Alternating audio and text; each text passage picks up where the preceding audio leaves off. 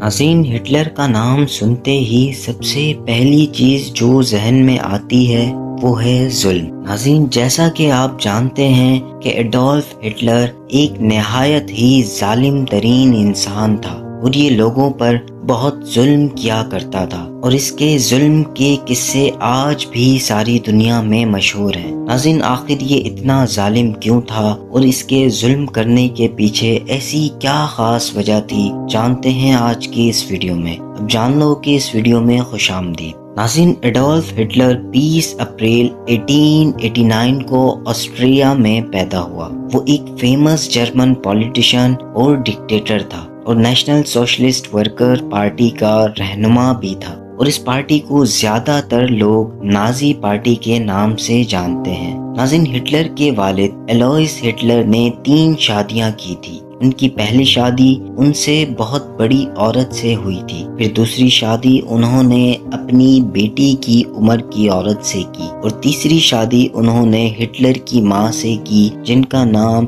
Clara Hitler تھا۔ ناظرین، Hitler کو نوجوانی میں ایک لڑکی سے محبت ہو جاتی ہے، لیکن اس وقت ہٹلر میں اتنی ہمت نہیں تھی کہ وہ اس لڑکی سے اپنی محبت کا اظہار کر سکے۔ ناظرین، یہ بات جان کر آپ کو حیرانی ہوگی کہ ہٹلر کا خواب تھا کہ وہ ایک پینٹر بنے، لیکن اس کی تعلیم نہایت ہی کم تھی۔ ناظرین، ہٹلر نے اپنا شوق پورا کرنے کے لیے آسٹریا کے کیپٹل ویانا کے کالج آف فائن آرٹس میں اپلائی کیا، لیکن انہوں نے ہٹلر کو ایڈمیشن دینے سے انکار کر دیا۔ ان کے انکار کی وجہ یہ تھی کہ ہٹلر ان کے معیار پر پورا نہیں اترتا تھا۔ ناظرین، پھر 1913 میں ہٹلر جرمنی چلا آیا اور پھر پہلی جنگ عظیم میں جرمنی کی طرف سے ایک عام سپاہی کی حیثیت سے لڑا۔ ہٹلر کی جارحانہ صلاحیتوں کی وجہ سے اسے 2 بار آئرن کراس ایوارڈ سے بھی نوازا گیا۔ ناظرین، 1919 میں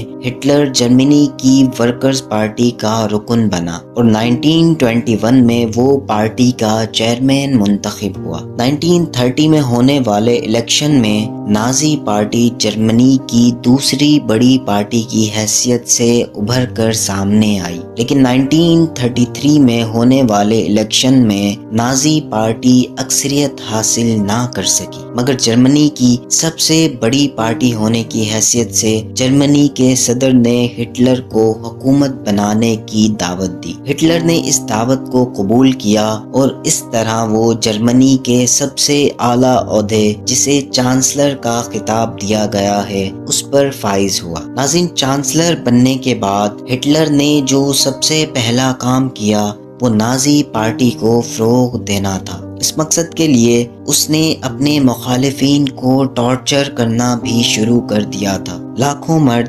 خواتین اور بچوں کے قتل کا ذمہ دار ہٹلر ایک قوم پرست اور نسل پرست نظریہ رکھتا تھا۔ ناظرین، ہٹلر کی وجہ سے انسانی تاریخ کی سب سے تباہ کن جنگ کا آغاز ہوا، جسے ورلڈ وار 2 کے نام سے جانا جاتا ہے۔ ناظرین، اس جنگ کا آغاز 1 ستمبر 1939 کو ہوا تھا، جس میں کروڑوں لوگوں نے اپنی قیمتی جانیں دی۔ ناظرین، ہٹلر کے دور حکومت میں نازی جرمنی یورپ کے زیادہ تر حصے پر قابض رہا۔ ہٹلر کی ذات پات کی پالیسی کی وجہ سے اس پر 1,10,00,000 افراد کے قتل کا الزام بھی لگایا جاتا ہے، جس میں 60 لاکھ یہودی بھی شامل ہیں۔ ناظرین، یہودی ہٹلر کے ہاتھوں اس قتل عام کو ہولو کاسٹ کے نام سے یاد کرتے ہیں۔ ناظرین، ہولو کاسٹ یونانی زبان کا لفظ ہے جس کے معنی ہیں مکمل جلا دینا،